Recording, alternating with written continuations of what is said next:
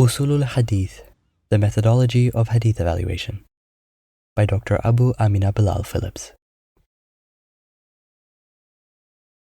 6. Criticism. By Hadith criticism is meant the science of validation of Hadith, ilm al-jarh wa ta'dil, whereby Hadiths are ruled to be reliable or invalid based on certain criteria. The effort to distinguish between narrations from the Prophet ﷺ was rooted in his warning, "If anyone tells a lie about me intentionally, let him be sure of his place in the hellfire." This process began during the lifetime of the Prophet ﷺ himself.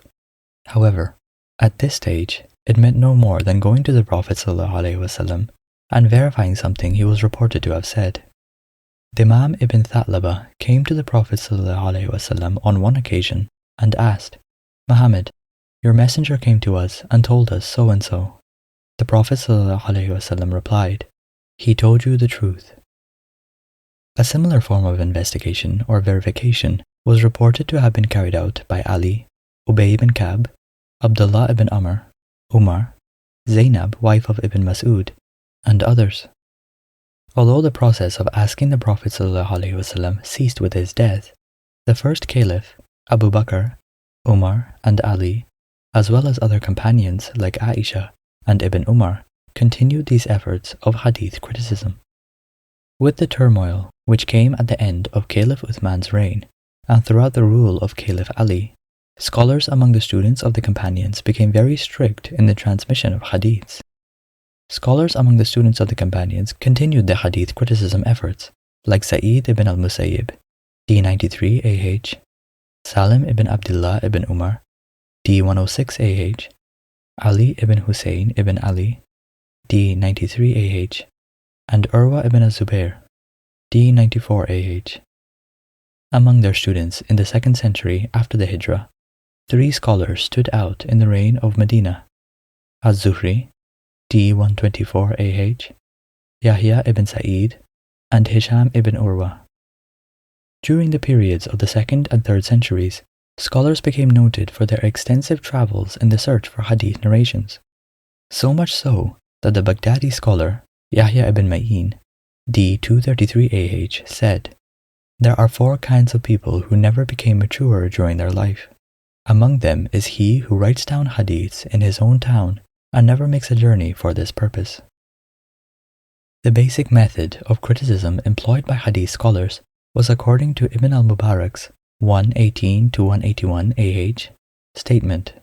To find an authentic statement, one needs to compare the words of scholars with each other. This was the method employed by scholars from the very early times. By gathering all the related hadiths, comparing them carefully with each other, the scholars were able to judge the accuracy of their teachers. The method of comparison was practiced in a number of ways. The following are the 4 main ways. 1. Comparison between the hadiths of different students of the same scholar. 2. Comparison between the statements of the same scholar at different times in his life. 3.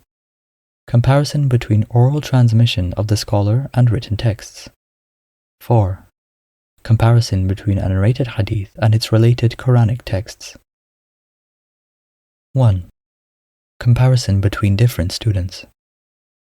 This method can be demonstrated by the case of the 3rd century scholar Ibn Ma'in, D233 AH, who went to Musa ibn Ismail in Basra, a student of the great scholar of Hammad ibn Salama, and asked him to read the books of Hammad to him. When Musa asked if he had read the books to any other students of Hammad, Ibn Ma'in replied that he had read them to 17 other students. Musa asked him what the purpose was of all these different readings, to which Ibn Ma'in replied, "Hammad ibn Salama committed mistakes and his students added some more mistakes to his. So I wanted to distinguish between the mistakes of Hammad and those of his students. If I found all of Hammad's students committing the same mistake, then the source is Hammad.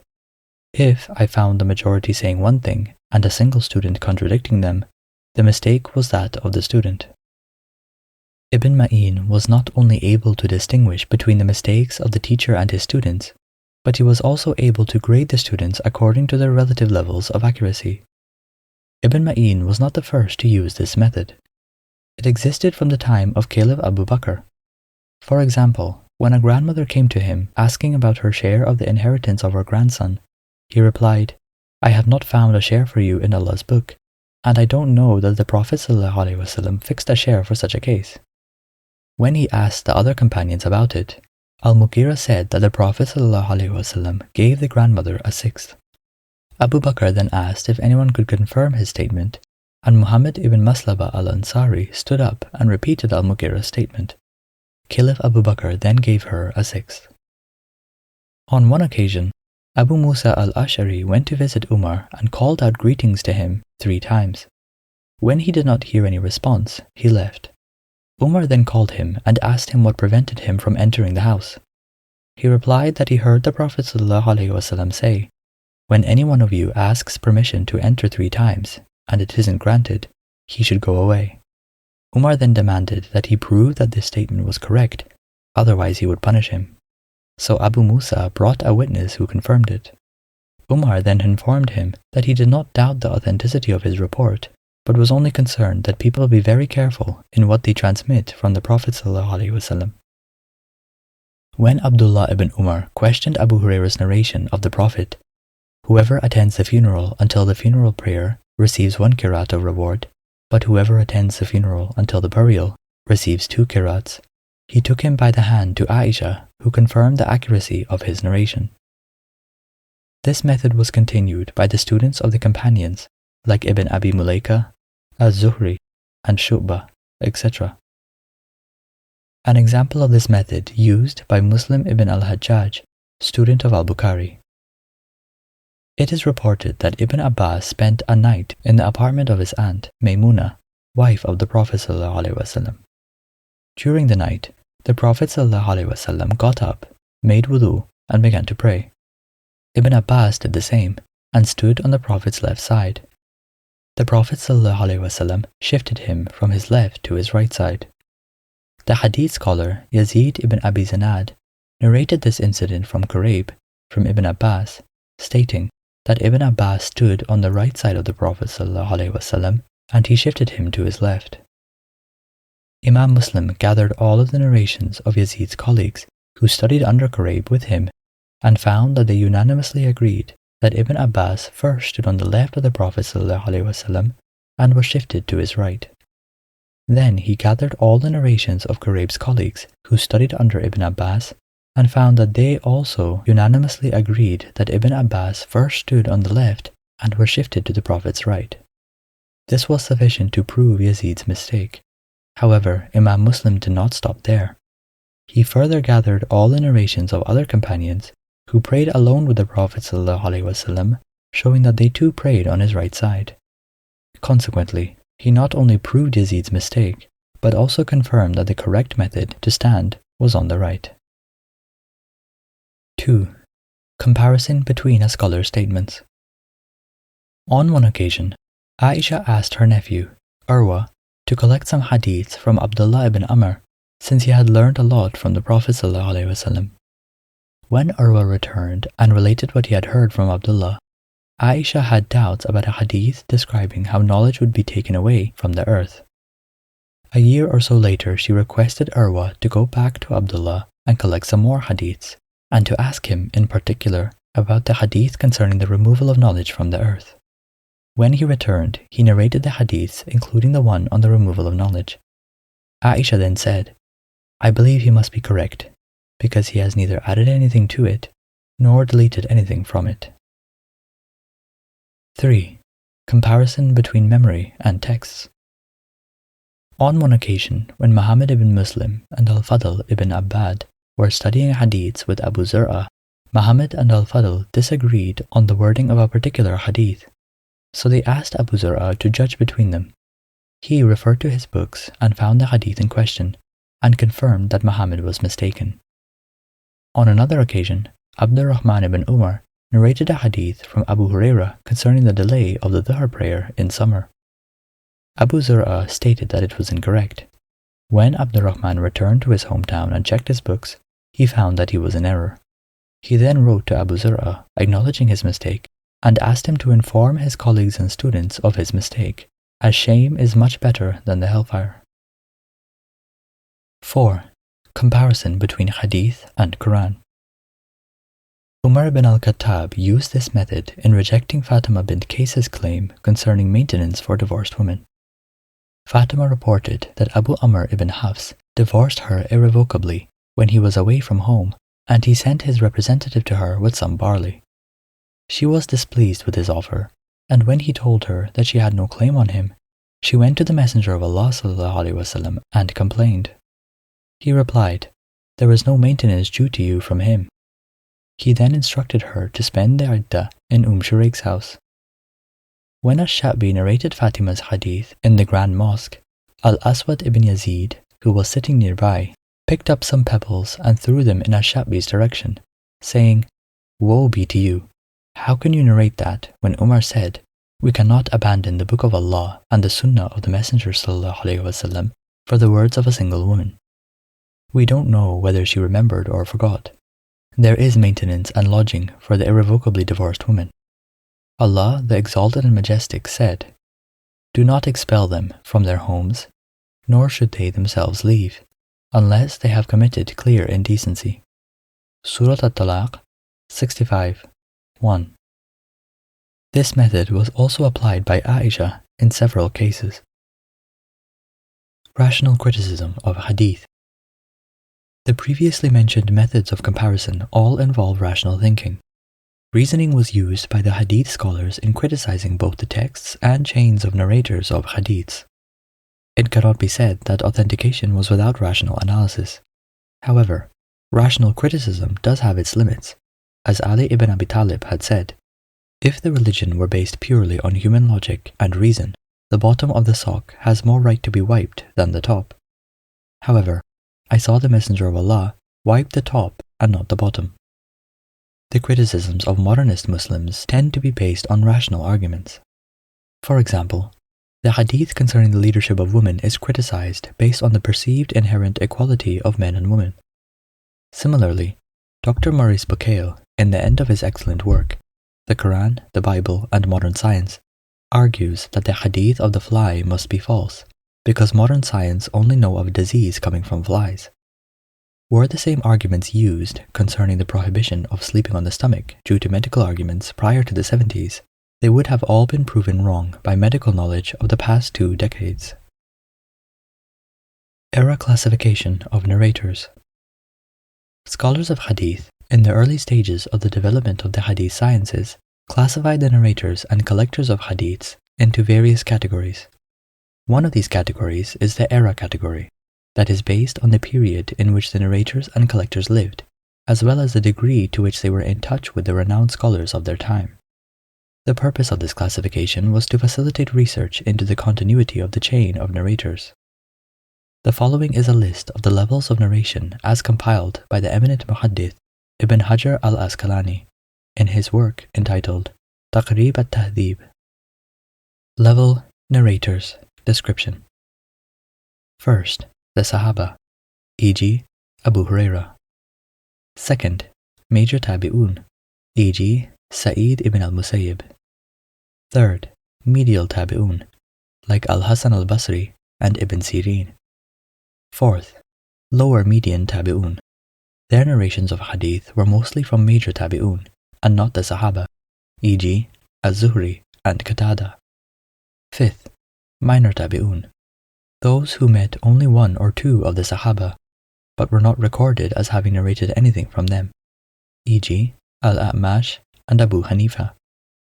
Sixth, contemporaries of the Minor Tabi'un, who were not known to have met any of the Sahaba, e.g. Ibn Jurayj. Seventh, Major Tabi'ut Tabi'in, students of the Tabi'un, e.g. Al-Thawri and Malik. Eighth, Medial Tabi'ut Tabi'in, e.g. Ibn Uyayna and Ibn Ulayya. Ninth, Minor Tabi'ut Tabi'in, e.g. Ash-Shafi'i and Abdul Razzaq.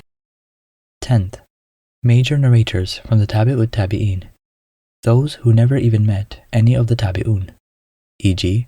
Ahmad ibn Hanbal. 11th, Medial narrators from the Tabi'ut Tabi'in, e.g. Al-Bukhari. 12th, Minor narrators from the Tabi'ut Tabi'in, e.g. At-Tirmidhi. Reliability classification of narrators. Another of the categories in which scholars of Hadith classified the narrators and collectors of Hadiths is that of the reliability category.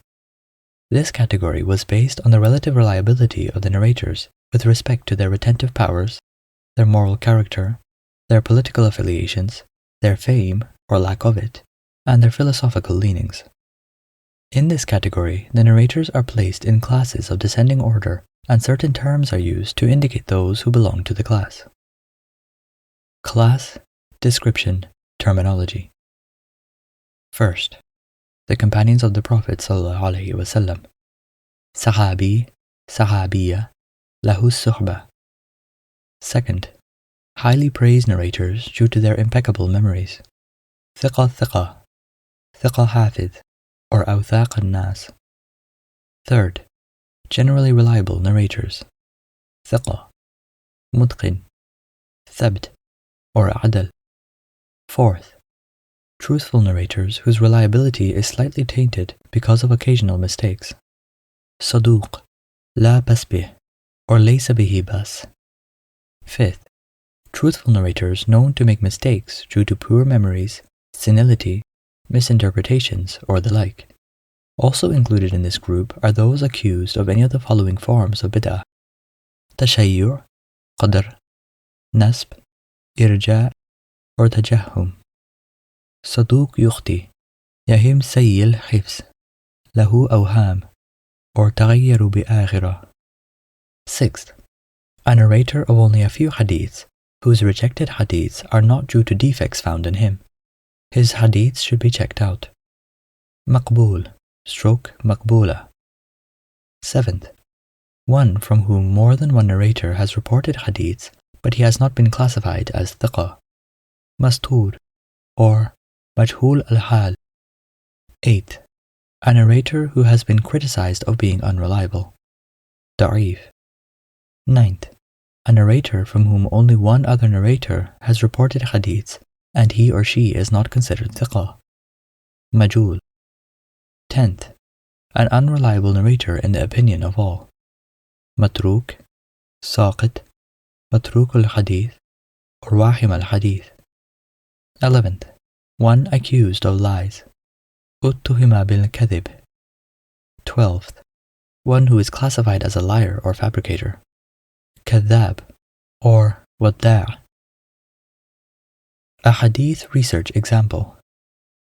حدثنا علي بن خشرم حدثنا عيسى بن يونس عن عبيد الله بن أبي زياد القداح عن شهر بن حوشم عن أسماء بنت يزيد أن النبي صلى الله عليه وسلم قال: اسم الله الأعظم في هاتين الآيتين وإلهكم إله واحد لا إله إلا هو الرحمن الرحيم. وفاتحة علي عمران. ألف لام ميم. الله لا إله إلا هو الحي القيوم. قال أبو عيسى: هذا حديث حسن صحيح. Ali ibn Kashram reported that Isa ibn Yunus reported from Ubaydullah ibn Abi Ziyad al-Qaddah, from Shahr ibn Hawsham, from Asma bint Yazid, that the Prophet ﷺ said, Allah's greatest name is in these two verses. And your God, Ilah, is one God. There is no God beside him. The most merciful, Rahman, the ever merciful, Rahim. And the beginning of Al-Imran. Alif, Lam, Mim. Allah. Besides him there is no God. He is the ever-living, Hayy, the self-subsisting, Qayyum. Collected by At-Tirmidhi, who classified it as Hasan Sahih. Volume 5, page 179, number 3543. Ibn Majah and Ahmad. Hadith Research Methodology. Step 1. List the narrators of the Hadith and write down the key points from their biographies as found in Taqrib at-Tahdhib. Step 2. If any narrator is classified as being da'if by any of the terms used in class 7 to 12, the Hadith is automatically classified da'if and is rejected. Step 3. The years in which they died should next be compared to make sure that they all could have met each other. If no two narrators could have met each other, the sanad is classified as munqati, and the hadith itself is judged da'if and rejected. Step 4. The eras of the narrators should next be compared in order to determine whether they all could have narrated from whom they claim to be narrating from. If any narrator is found to be of an era that could not possibly narrate from whom he claims to be narrating, and is himself classified from the 5th or 6th class of narrators, the hadith is then considered da'if and rejected. If the narrator is from class 4 or above, a further check should be made to see if there was an exception, and if not, it is then classified mursal and put aside for other questionable narrations. Step 5. If the chain of narrators appears to be continuous, and any of the narrators are from classes 4 to 6, the hadith is then classified as hasan, and can be used as proof to establish a point of Islamic law, which must be recognized as a valid part of Sharia. Step 6.